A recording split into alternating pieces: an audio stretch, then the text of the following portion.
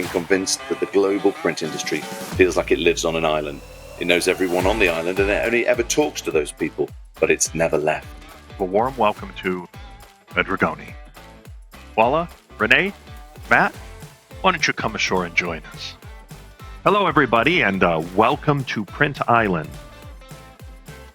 Hi, and welcome to Print Island's UK update. Apart from being in the midst of a heatwave, the news tends to be occupied by much of what it has been for some time. M&A activity, companies seeking investment, companies going out of business, and a lot of consolidation. The surprise at the moment is because these people will be influencing our lives moving forward for the positive. And I think it's also good to see that there are, despite rumours, a lot of young people still in the industry. 80% within the process, which is something that deserves a much closer look at for sure. We also had UPO coming out with something they call Clean Sort, and Clean Sort's removing the contaminants from the self-adhesive on the lift. Now, is this a reflection of the print industry right now, two dominant players in the region? Is this something maybe we should be looking at for one of our Print Island episodes?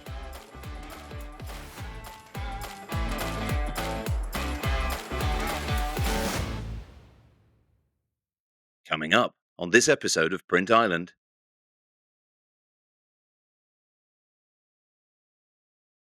Hello, and welcome to this episode 2 of Print Island. If you're watching this, it means you've already joined the thousands of subscribers around the world who all have one thing in common. We all love print. Thank you for subscribing, and I very much hope you'll be part of the journey as we develop Print Island into the voice of the industry. Please rest assured that your support of the island means we can plough this investment back into supporting the global industry, which in turn, of course, benefits everyone. For example, this year we are launching a 30 under 30 campaign to support and champion our young people already working in the industry and encouraging more to join, of course. We'll bring you more details of that in the next episode. Print Island is made by printers for printers. So all the content that we create is with you and your business in mind. We've created a network of global hosts. We call them the Avengers, each with decades of hands-on experience in the industry, and they live and work on every continent. So we can bring you a truly global show with a wide range of opinions from around the world. We are adding new features all the time, including our Behind the Headlines feature. There are many media channels who bring you the news headlines, but we are going behind those headlines to talk about what they actually mean for the industry and how it might affect your business in these uncertain times. Starting from the next episode, we will have a guest reviewer on every time to go through all the print media that week, and we'll discuss in greater detail what is being written about. First guest is Mark Stevenson from Fujifilm. Plus, we want to hear from you, so we will open our feedback feature in the next episode. If you have any questions you would like answered by our global experts, please email them directly to me at richard@theprintisland.com. That's richard@theprintisland.com. We will do our best to answer every single question. Print Island is all about you, our subscribers. It's designed to inform, amuse, challenge, and bring a wide range of different opinions from around the fabulous world of print. So thanks again for subscribing, and let's get on with the show, hosted this time by Scott Mackie in Asia Pacific. So please sit back, relax, and enjoy episode 2 of Print Island. Hello, good morning, good afternoon, good evening, good night. You're somewhere in the world watching this, and I've no idea what time it is where you are, so I'm going to cover all the bases. Welcome to Print Island. My name is Richard Askham. I am the creator and producer of Print Island, and my guest host today is the wonderful legend that is Scott Mackie. Hi, Scott. Hey, mate. Thanks for having me. How are you? Do you know, I'm really good, actually, although it's raining here in the UK this morning, which we're not used to, because as anybody in the UK will know, it hasn't rained since 1972 here, so it's a bit of a surprise. Yeah, I don't miss it a bit. Yeah. Well, I was going to say, you're out in... you tell us where you are today and tell a little bit about yourself and your connections in the Asia-Pacific region. I've been in Asia Pacific now for 8 years, I think it is in total. Today, I am in the Philippines, which is my base most of the time when I'm not traveling around and talking and meeting with people. And it tends to be my home base. It's been a great place for the last few months, a pretty recent move. So, yeah, long may it continue. And it's a nice part of the world, apart from the size of the mosquitoes that you've just shown me before we started recording. Yeah, as I had a panic attack as a small sparrow with a pointy beak came flying towards me to take me out. Yeah. Well, of course, we are on Print Island, which, as you know, is a tropical environment, so we should expect anything in that regard. Yeah. But yeah, it's a nice part of the world, and you're very lucky to live out there. And of course, your experience in the print industry goes way back, into the mists of time. So Yeah. tell us a little bit about where you've been and what you've done over those years. Wow. 50, I think I counted it up yesterday. So 53 years, I think it is now in the industry. Okay. Been across analog, commercial printing, packaging, web offset, folding cartons, turnkey fulfillment, short spell, and not that short actually, with Xerox in the UK, which is how I got into digital. Mm-hmm. I did a bit of consulting in the Middle East, which was fantastic. Again, related back to digital and expanding the market before I found my way over to Asia Pacific in Singapore back in 2016, which was honestly one of the best times of my life moving over. It was I'd always wanted to sort of make that transition, UK, Middle East, and then into Asia, and it was worked out fantastic. It was a great spell. I was with Fujifilm for 8 years, heading up graphic communications for them, and had the opportunity to fly around the world, actually helping them expand the business just before, I guess the last 2, 3 years, I think it was, before I left them. And this year set up my own consultancy and braved it.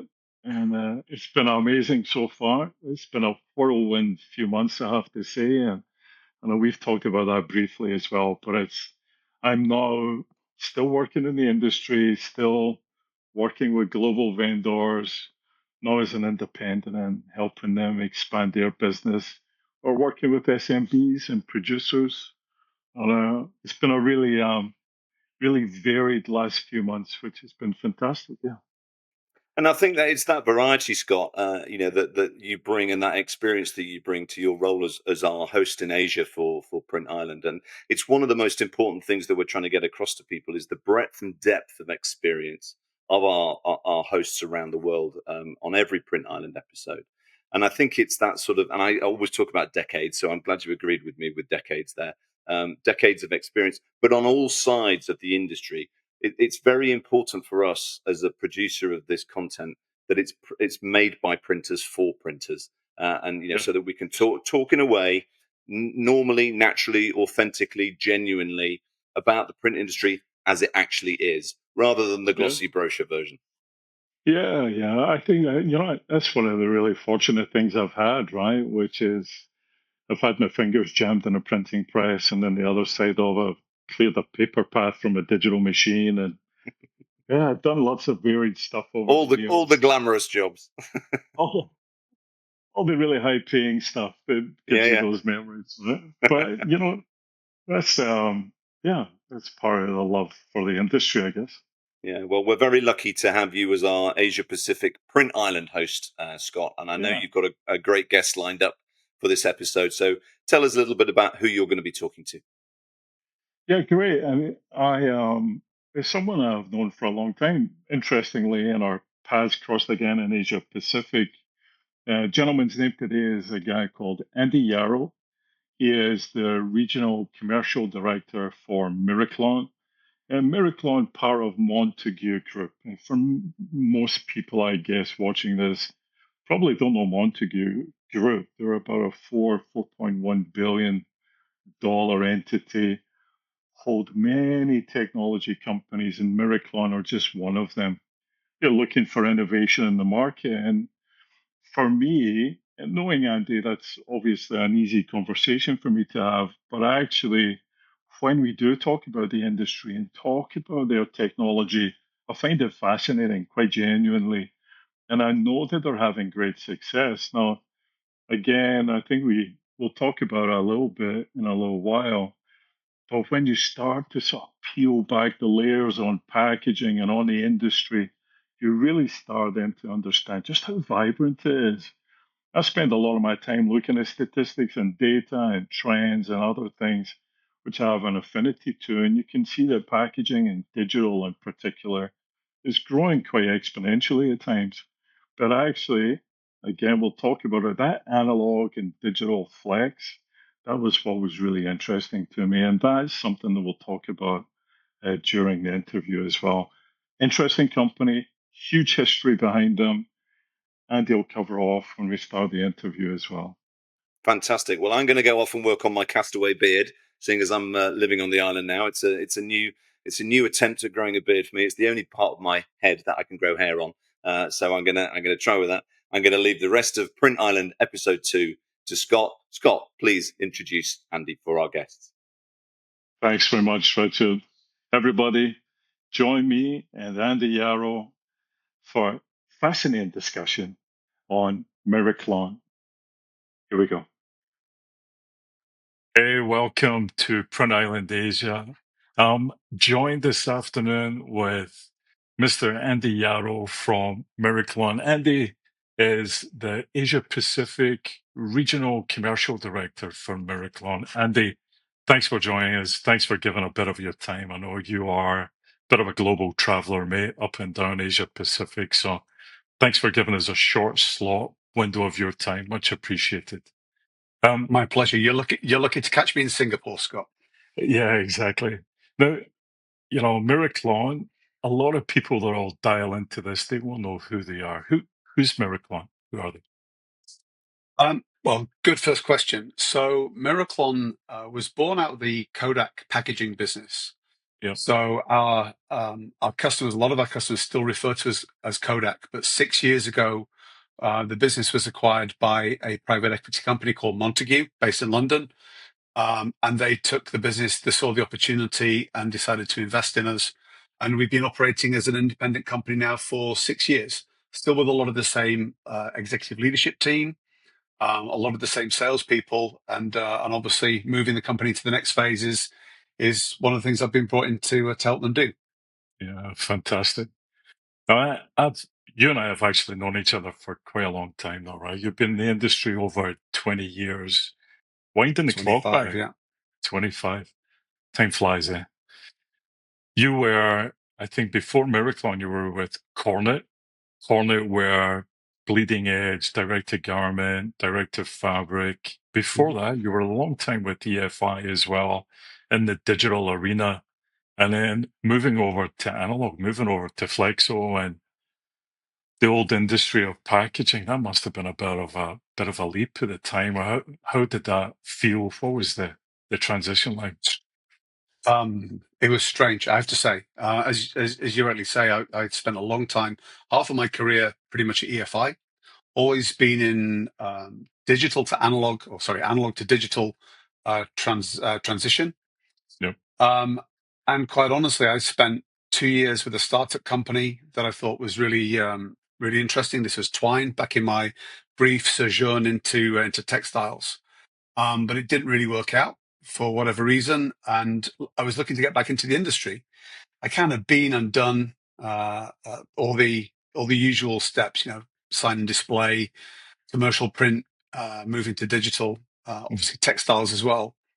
But the opportunity came up to move into packaging, and as you say, moving in to from selling digital equipment to selling plates was a concern, I have to say. But speaking to the team and understanding more about the technology and knowing the types of customers we'd be working with really made that step a lot easier. And I have to say, I'm not doing this because I'm recording this this interview with you and it'll be online. It's one of the most exciting roles I've ever had in my 26 years this year. It's probably the most exciting, most rewarding role I think I've ever had, which is fantastic. Wow. What's it? I mean, it's amazing to hear, right? Because a lot of people would maybe underestimate the analog side of the business and how packaging was. Miraclon, Kodak Heritage. What's the secret sauce? What are you taking Well, to there's market? numerous things. So you say analog. I mean, the fundamentals of our technology are still very, very digital. So if you wind the clock back to where the technology started, I won't go through everything, but the main point that makes our technology so unique is two things. We have a different process to the other plate suppliers on the market for Flexo. So we're just in the Flexo space. We're not in offset or any of the other types of technology. So the number one thing really where we start the basis of our technology is with the Creo square spot laser. So having been in the Xerox world and sold a few Creos, I'm sure in your time many years ago, before I joined EFI, of course, you will remember the square spot laser. It's a fundamental part of our technology because what we do is we're instead of directly removing a carbon mask that most other, in fact, all the other Flexo players have on their plate, we image onto what we call a thermal imaging layer, which is a film product. Once we image onto that film, it gives you true one-to-one representation of not just a dot, but a pixel. So you can take a single pixel and image that onto the till. We then laminate that onto a plate and then do the exposure. So all the way through our process, it's a very unique set of steps that you go through, very, very different to everything else in the market. What we're doing when we image the dot is we're almost micro engraving what we call surface patterns or multiform surface patterns. So you imagine what we're doing on the top of a dot is effectively making a channel for the ink to be distributed onto the material. So these are the fundamentals of our process. The key part of it is that it's very repeatable, it's very consistent and very stable. So all the way through this process, the steps that you go through to make a printing plate are very accurate and very stable and very consistent. So that's really, I guess, to come back to your initial question, that's really the fundamentals of what makes us a different technology. Yeah, wow. I mean, when you talk about that, right? And then we have, gravure is still so prevalent as well, right? Across the region globally as well. What's taking, if you like, it's like the offset to digital printing sort of migration. You've got a gravure to flexo migration going on.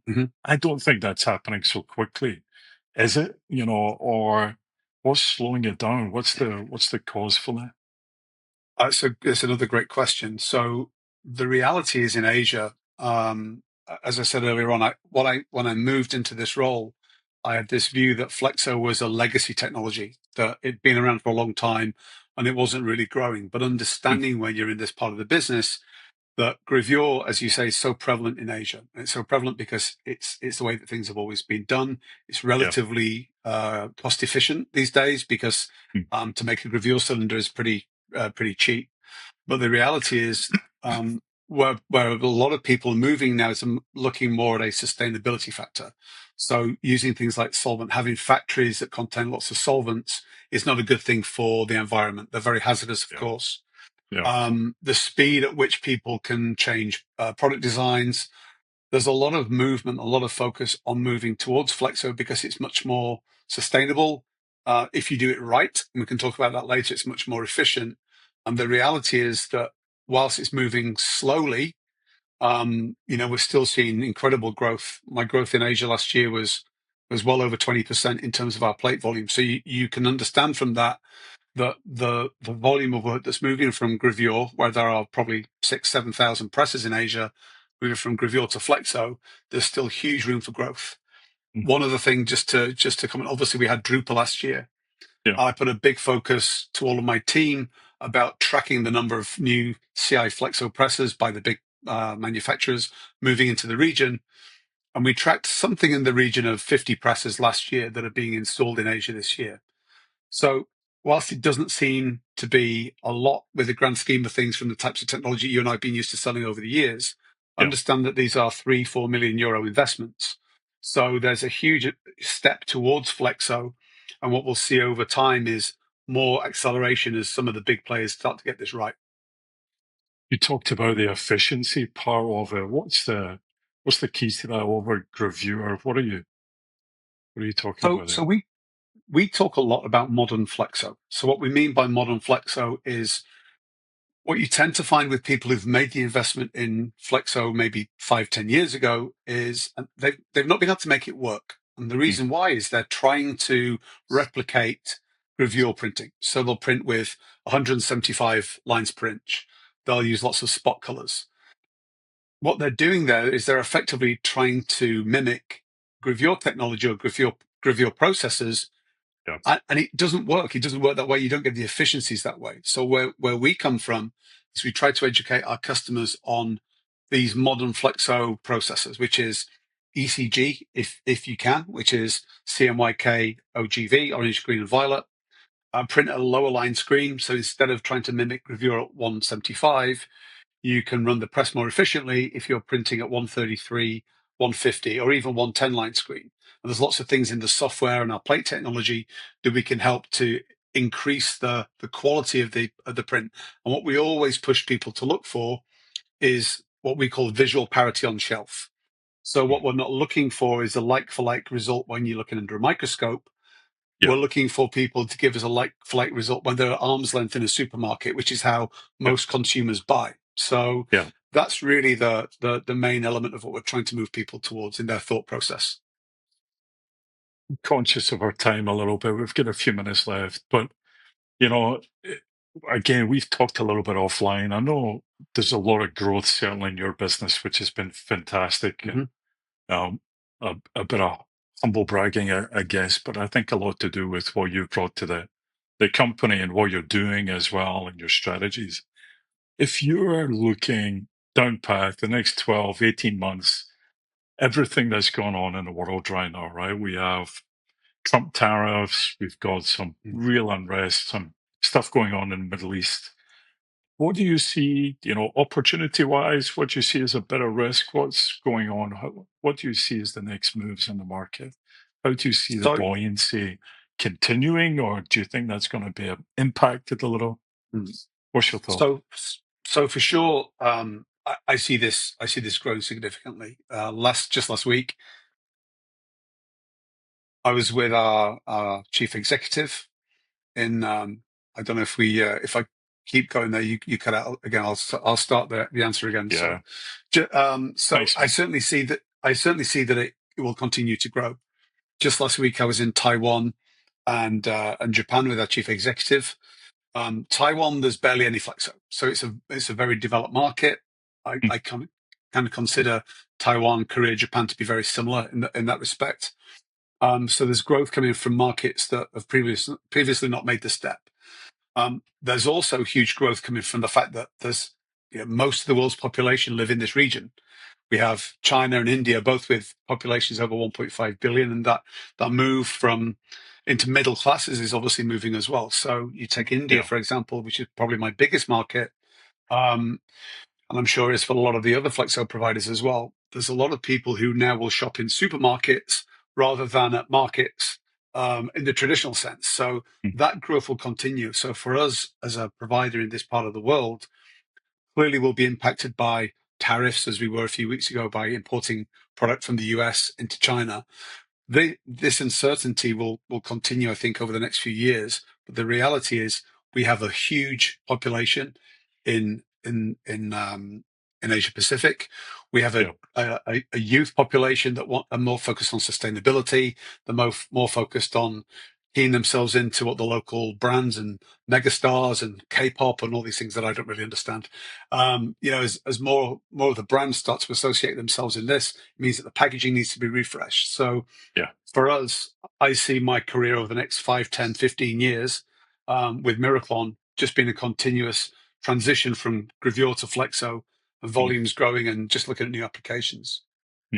Literally giving more flexibility, especially to shorter SKUs, more just using that efficiency that it's bringing, right?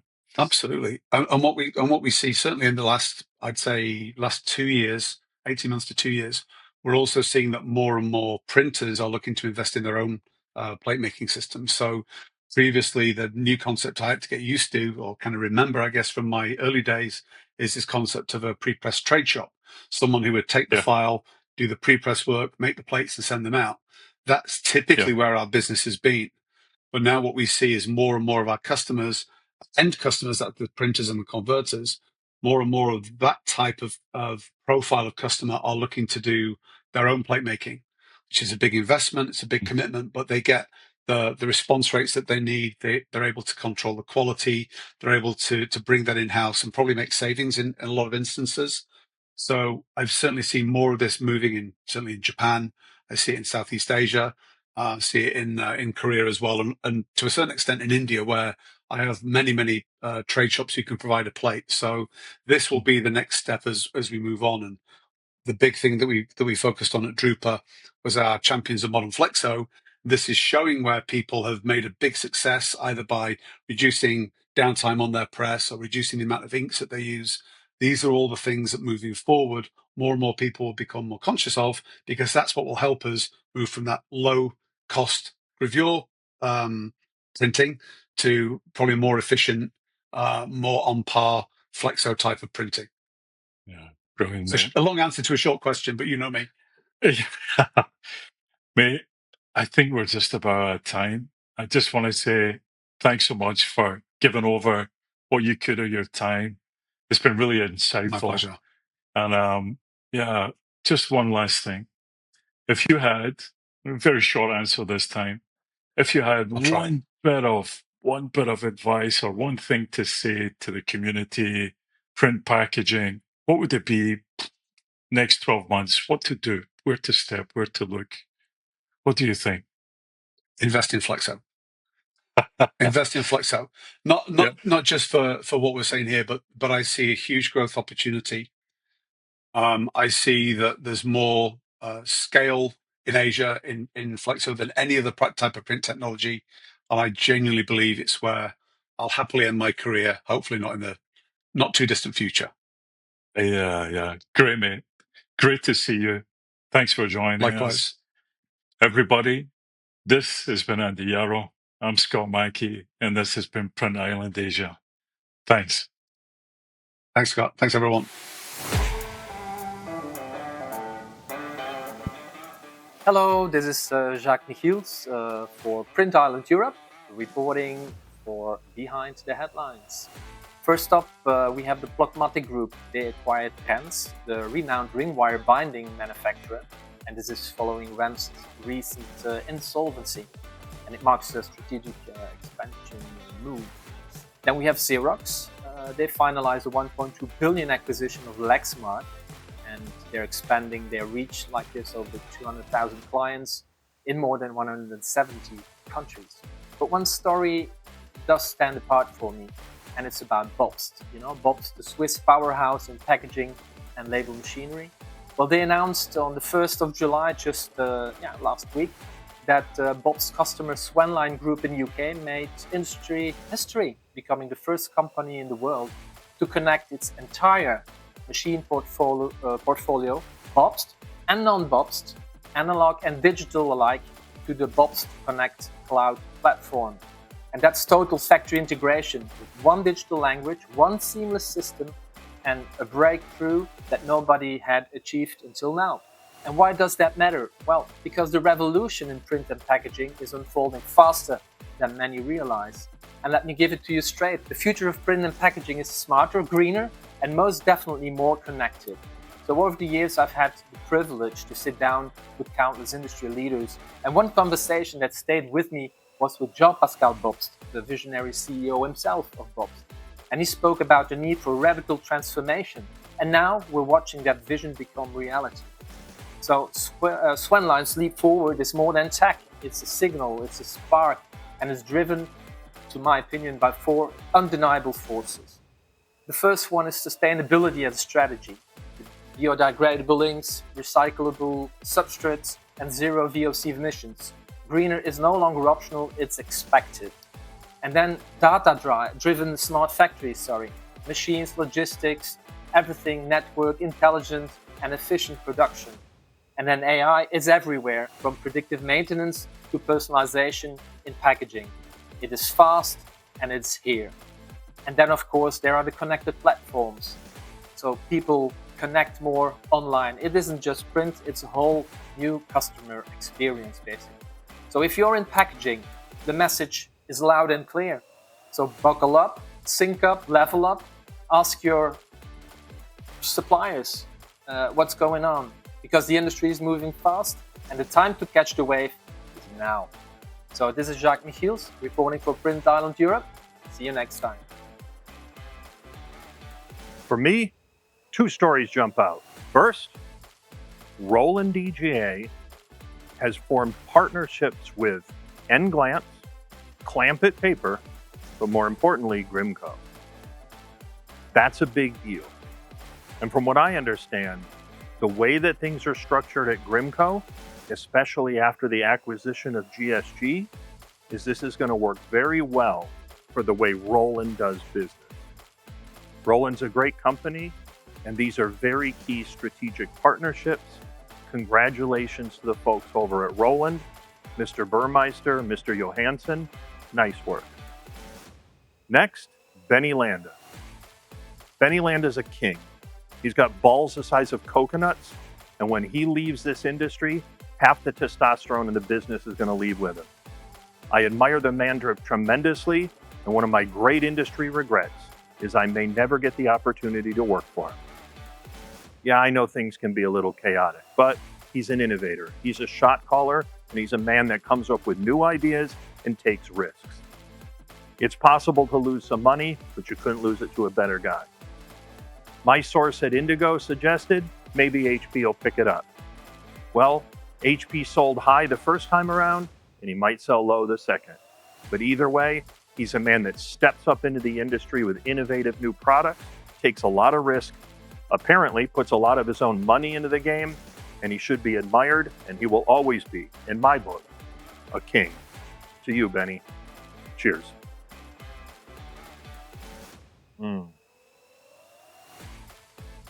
Hi, it's Tim Cox for Print Island with a quick update on the UK. Obviously, the news is still occupied by Landa and its ongoing saga. We've got Xerox having purchased Lexmark also taking the news, and the recent announcement by Plockmatic, the Swedish finishing company, that it's acquired Renz. Also, on a sadder note, their announcement that they'll be closing the Milton Keynes manufacturing base that has for so many years looked after the manufacture of both Morgana and Watkis technologies, is now moving to Latvia. So a sad day to see jobs and manufacture leaving the UK. Atlas Holdings, who purchased R.R. Donnelley some years back, have also just closed on Delarue as an acquisition, and Paragon continue to acquire and grow with the addition of Service Graphics to their portfolio. Printed Group have expanded with a third factory to meet ongoing growth, which is positive. And we are seeing a lot more MBOs, acquisitions, and collaborations taking place, or at least in planning. Two to mention, there are many. Welsh company ScreenTech undergone an MBO, and Bootsman and Oriel have come together in quite a dynamic collaboration, which is fantastic news. So, yeah, let's hope this continues and that many more printers take their lead. On a celebratory note, the Printed Charity Award is 78 Rising Stars in this year's celebration, ceremony. So that's good news. And the Scottish Print Apprentice of the Year was announced this year as well. So have a look at that. I mean, these, as I've said before, are our futures, so celebrate them. That's the 10th anniversary of the Scottish Apprenticeships of the Year Awards, so long may it live. On another note, the BPIF closes its doors on its apprenticeship schemes very shortly. So if you have or know of anyone that is interested in taking an apprenticeship, old and young, from any line of background, they're not just suited to a kind of an entry level, please get in touch with the BPIF. I'm sure they'll be able to help. And on a positive, Norwich University of Arts have announced through a team of volunteers that they're actually going to be opening up the Art of the Letterpress, which is seeing them calling for donations and support with any historic equipment from the print industry. Welcome. So if you've got anything lying around and you'd like to donate it to a good cause, get in touch. That's the Norwich City of Arts, and their program is called The Art of Letterpress. It's Tim Cox for Print Ireland. Have a fantastic week. Speak soon. Hi, it's Richard Askham here again. I don't normally pop up at this point in the show, but we've got a particular reason, and Timothy and I have been chatting about that particular reason for the last few minutes to want to introduce this next segment. It's the practical printer. It's our product review section of episode 2. Obviously, Timothy's with me over here. Hi, Timothy. Hi, how are you, Richard? Do you know, I'm really well, thank you. I'm sitting in a nice, cool breeze. It's about 23 degrees here in the UK. It's a lovely summer's day. What about yourself? Sweltering, pushing 95. My air conditioning went out yesterday. Felt the full brunt of it. Um, most shops that I visit, very hot. Yeah. Well, that's It's kind of Atlanta.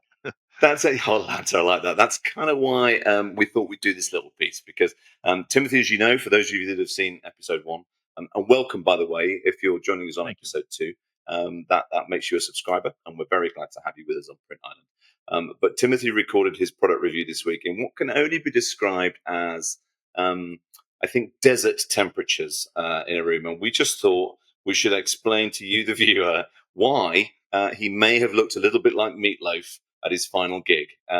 Timothy, Yeah. just tell the viewers what the hell I'm talking Well, about. I was thinking of Louis Armstrong. He used Okay. he was funny with his sweat. He had the handkerchief, right? I said, well, I better grab one of those, So I grabbed a shop towel because I was profusely dripping while I did the event because it was warm, very warm. And look, I think it lends itself to the video because the printer I did in question was one that I'm very close to, and it was announced, I think, last October 31st, right around Halloween, that HP was discontinuing the 300 latex series. Right now, the 300 latex series was like very near and dear to my heart. Love the printer, the whole series. I like the 360, 365, the best of the bunch, of the whole series, because I think it had all the core features to it. So I went to a location that's running like 5 of them, and I just shot it exactly as it was, in their spot. And it's cool because, it gets hot in shops. And seeing a printer run in its native environment, which is often not spec, right? The engineers will say it needs to be within these temperatures and this humidity. I'm like, that doesn't happen in the real world, and not in a lot of places. Yeah. And it's going to be cold and it's going to be warm, and these things are very durable in both conditions. Well, in this one, I was hot. Okay. And it was so hot. In fact, my hair was sticking to my head, and I didn't realize. Well, when I watched the footage back when we were doing the editing for this episode, I thought we're going to have to talk about this. We can't just present you as melting on screen. Right. I needed 2 cold German beers, actually. I only had 1. I think that should be our new star rating. How many cold beers do we need How to many judge? cold German beers there are? Yeah, exactly. Yeah, So listen, we talked about this piece being an RIP for the HP 360. I had no idea that you were going to film it actually inside the crematorium, but Yeah. I'll let you in. I'll let you introduce this piece. Absolutely, folks. This is my fond farewell to a wonderful printer that I think made HP latex in a certain respect, and it also certainly solidified my relationship to the product.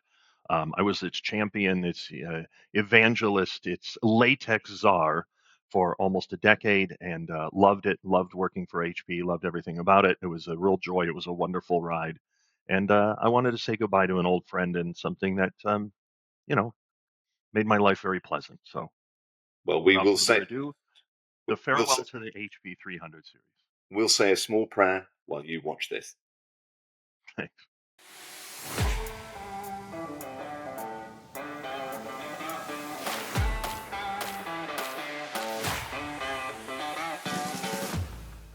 Hi, everybody. My name is Timothy Mitchell, and I am the Practical Printer.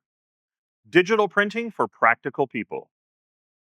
Not that long ago, seems like a lifetime ago, I was the latex czar. Yeah, I know, it's a ridiculous appellation, but I'm a ridiculous man. As the latex czar, I largely built my reputation, and I hope helped build HP Latex's reputation, on one particular printer that was a dynamite success for HP, and really, I still believe, put HP Latex on the map. That printer is a printer right here behind me. First of all, cheers. I had to hide it a little bit, but I do have my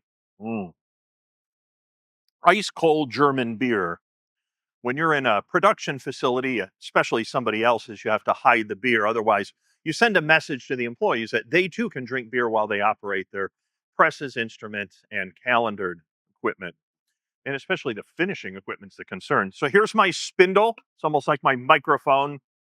I remember these spindles. I remember everything about this printer. And the reason I really want to do this is a tribute. It's an encomium. It's a farewell to an old friend. See, at the time it was announced that this printer was officially headed to the graveyard, and I stand here in a way metaphorically on top of the cemetery. I have a 360 behind me, but I'm also surrounded by 370s, which is the 360 with a bulk ink system. They're all still running. They're all still viable. And that comes as no surprise because the HP Latex 360 was a dynamite, rugged, durable, reliable, proven little printer that changed the digital printing industry forever, introduced a completely new ink technology and its mature form, and allowed people to do things with a printer that they had never done before. More than any other thing, this printer changed the way people printed. It eliminated solvent, or it certainly significantly controlled solvent's influence, and then also heralded to the arrival of UV LED. When this printer was released, there were no lower end or commercial affordable UV LED. And honestly, this printer still prints circles around some LED printers in certain applications. And the reason why? Water-based ink, outdoor durable, very scratch and scuff resistant, no particular odor, environmentally friendly and sustainable. Certainly the technology I would prefer. I'm running in closed spaces for my own health and well-being and the health and well-being of my employees. It hit all the marks, and it introduced a whole bunch of innovations from the previous gens that I think changed the way people did their printing. The first and most remarkable, HP introduced an ink technology change. Now, HP is an ink innovator. They own their own ink chemists. They own their own they own their chemists. They own their ink chemistry. They own their own ink manufacturing. They manufacture their own print heads. So one of the things about being truly vertical is you can come up with real innovation, which HP did. This particular printer was a result of that innovation. They introduced the optimizer. The optimizer is a solution that lays down on the media, and when the ink drops down, it fixes it and holds it in place so it doesn't bleed or coalesce. Essentially, it overcame the limitation of the 26500 and its predecessors, which was there was a heater here. The heater that I used to open up and look at, I actually branded myself at one point with that heater. Well, that heater limited the printer's effectiveness and limited its productivity. You could only go so fast because you had to evaporate. It was very good on paper, but everything else, a bit of a disappointment. And it created a level of complexity. Okay, you have two heaters and you have to figure out the right temperatures and all this stuff. People just didn't understand how it worked. When they introduced the optimizer, it significantly accelerated the speed, the productivity went up, the ease of use went way up, and now you have a really viable technology that you can put on the market that you can show people how to use without confusing them. Having an easy to use printer for most people is a huge plus. I could train somebody to run this printer successfully in a half an hour. It's easy. And easy to use is a big benefit in a complex market with all kinds of technology. And then you have all the software and finishing and all that. Make the printer simple, make the printer easy, and people will gravitate towards it. And they did in droves. From the market share where the HP was when the 26500 came out to the 360 changed the world. When I saw it for the first time in Barcelona, I knew they had a monster success. This thing was going to be huge. I put my foot on the gas and did everything I could to promote it for nearly 10 years. So it seems fitting that I would offer a farewell to this old friend because, my, what a great product it was. Other innovations in it, which were key, software. Ever since this in particular, HP stepped up and became the king of software within this mid-range and low-end commercial market. HP doesn't have their own RIP. They are completely integrated with Onyx, Flexi, Caldera, Print Factory, you name it. The reason why is because they recognize that that's how things get done. Third-party RIP will be integrated, and they will offer this printer with different softwares depending on what you prefer to buy. Depending on the configuration, you can even have softwares, third-party, that come with it that are bundled into the price, like Flexi is with the print and cut. the printer introduced a software refinement that kind of stemmed around something HP did, which made it very easy for you to do certain things. Namely, it has a beautiful touchscreen panel, but it also has a built-in i1, and they had their own color creation software so that you can load a media like a paper, an adhesive vinyl, a banner, a canvas. It doesn't much matter. Unless it's too textured or it's a backlit, you can build your own color work for every mode yourself in about a half an hour. So this is an adhesive vinyl on here behind me. I can either do one of two things: go to the media locator, download it. They have hundreds of them on there, so that was probable. The onboard i1 would color calibrate it, i.e., it would do a linearization for you and keep the color consistent to the extent an onboard device can. If you're panel printing on this printer, I would recommend an external i1 and a little better software on the external side to maintain color consistency on panel printing. Onyx offers that, Print Factory offers that, Flexi offers that, but you're going to have to make more of an effort with panels because it's thermal print heads. And thermal print heads, super easy of use, super easy to replace, very durable, very rugged, but they will tend to drift quicker and more often. And if you have to have color and tile consistency, an external device is going to be the way to go. But I'm ahead of myself. You can do your own modes: 8 pass, 10 pass, 12 pass, all on the printer using the onboard Spectro. HP has its own software to create it, and it was pretty good. It was more than good enough. They've since refined it with the new iterations of the 700 and 800, and now I'm told the 730 and 830. But they were the first ones to really do it in a way that integrated completely with the software. And what that means is, I don't care what rip you have. Everything is done on the printer, and then the rip turns on, bidirectionally communicates, takes that I1, takes that ICC profile, brings it in, and now you can print with a custom ICC built right on the printer. Nobody else had that. As far as I know, nobody still has that. It's very unique because you have to develop your own color software, and HP did that. That's what set it apart, and really, their software is still like light years ahead of just about everybody else. The manners on this printer, man, it's a good dog. It's the best dog of all time. I used to call it a cactus. It just sits there, you leave it alone, you don't have to do anything. I'd be gone for weeks. This thing, I knew the minute it's been in hibernation, who knows, it's been weeks since it's been run. I hit that come out of hibernation button. I know there's no error messages. I know there's no finicky nonsense. There's no bugs. It's a lockdown printer. That makes it rugged on build quality, easy to use, easy to load, reliable and consistent, and people just got used to that. And now it's very difficult when you're introducing other products that are buggy and flaky and unstable. Man, this thing was a buy, and it was a gem. So build quality solid, productivity when you got rid of that wait time and you don't have to gas off to laminate. It's got 3M certifications on the ink so you can run vehicle wraps, print on all kinds of material. If it's on a 3-inch core, I used to joke, you can probably run it. Man, I even ran double stretch fabric on here. Now I had to babysit it, but I got it to work. There was all kinds of cool stuff you could run on this printer, and there were all sorts of easy ways to make little modifications to the take-up unit and everything, and that's why I made like 100 and some videos, because this printer would do it. You just sometimes had to figure out how. It was super easy to operate. The software was totally dialed in, great manners. And at the time, service was still, a lot of companies did their own service. You had dealers who were servicing dealers. Bell and Howell and all that was really nowhere in sight yet, and HP was servicing or the dealers were servicing. But honestly, these printers needed very, very little attention. It was almost the perfect HP printer for the perfect time with a perfect ink set, and all of the right technology came together. The only step back a little bit was that it didn't print paper as well as the previous iterations. And there was a reason for that. Namely, when you're printing paper and you're putting all this ink down in a water delivery vehicle, that water sits on the paper. It hits this first heater, which is also your secondary and finishing curing heater, and it would buckle.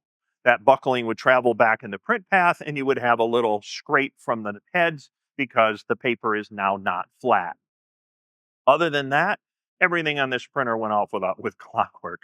I mean, even the fabrics that I printed, if it had a little salvage edge or a little rough, it would just kind of clean the nozzles, right? It would just keep right on chugging along. So Easy to use, great manners, reliable, durable. And once you kind of got the feel of everything, man, this printer was hard to give up. And that's why they're running everywhere still. And that's why a lot of people would rather have two. By the way, the difference between the 365 and the 360 was just the number 5. It was the decal on there. If you were current on your firmware, there wasn't much difference. If you had two 365s, you can make a case that that was a better arrangement than having an 800 because, or even at the time, the 570, because you're getting 150 square feet an hour, 120 square feet an hour, great quality, and now you have redundancy. Ink's easy to use, print heads easy to replace. Great printer, guys. I wanted to be there when you announced that you were retiring it so that I could offer my official tribute. I couldn't. I had some conflicts of interest, but now that I can. Phenomenal printer. If you can pick one up used in a good price, I would do it. HP made their name. HP latex really got born here as something that people became truly familiar with. And I'm super incredibly proud to have been associated with it and to have been the goofy latex czar for almost 10 years because I believed in the product. I still do. I would still have one, and you should too. Great product, HP. I salute all the engineering team in Barcelona. You made a phenomenal thing. You made a thing people wanted, and you made a thing that people were proud to own. Next time on Print Island. It's almost like the digital version of Fantasy Island back in the days, for those that remember that show. We're like the largest company nobody's ever heard of. 94 production facilities, 10,000 plus employees. That's still an area that the industry has to solve for. Now, there's different platforms that are making it a little bit easier, but those costs are coming down. Thanks everyone for watching. I trust that you've really enjoyed this content as much as I have. It was fascinating. Even although I've known Andy for some time, I haven't sat down and really talked in depth with him about his business and how things are transforming over Asia Pacific. Fascinating to hear how the old Kodak business is moving forward and growing and going from another level to another level. Our hope here at Print Island is that we can bring you even more rich content like this that you can enjoy, find insightful. This has been Print Island. I'm Scott Mackie. Thanks for watching.